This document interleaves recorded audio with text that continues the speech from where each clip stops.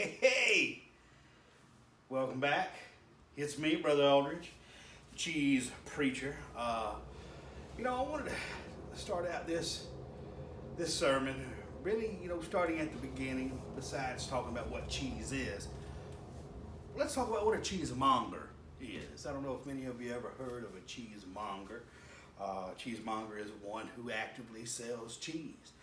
I've poignantly coined the phrase that it's our job as cheesemongers to make sure that the cheese gets to the customer the way the cheesemaker intended it to taste. And to me, that kind of sums everything up in a nutshell, besides just receiving, holding, but making sure that whatever we give the customer is actually what that cheesemaker wanted. And I think that's important. So there are shops with cheesemongers.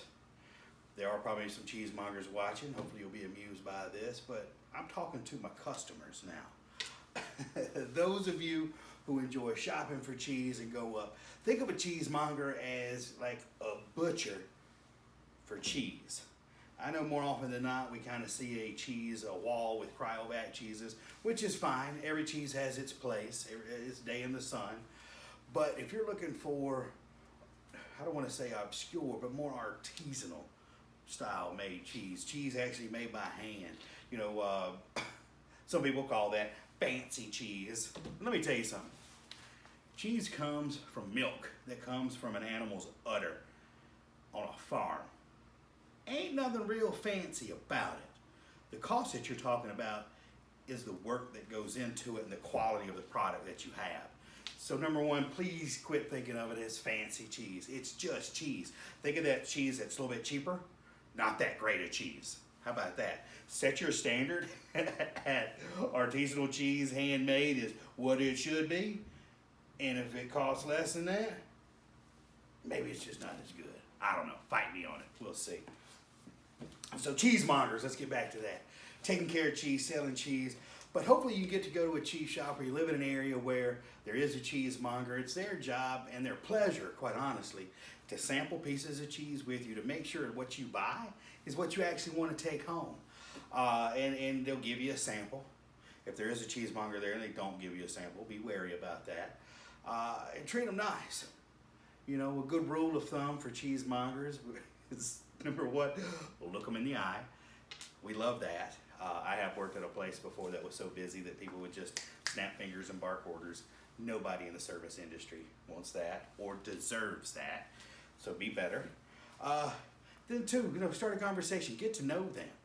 I know a lot of times we're in our social isolation right now, and God, I hate to see what's going to happen from that. But there's still an art to having a conversation, to growing together, sharing ideas. That cheesemonger could help lead you to your new favorite cheese or even your new favorite food.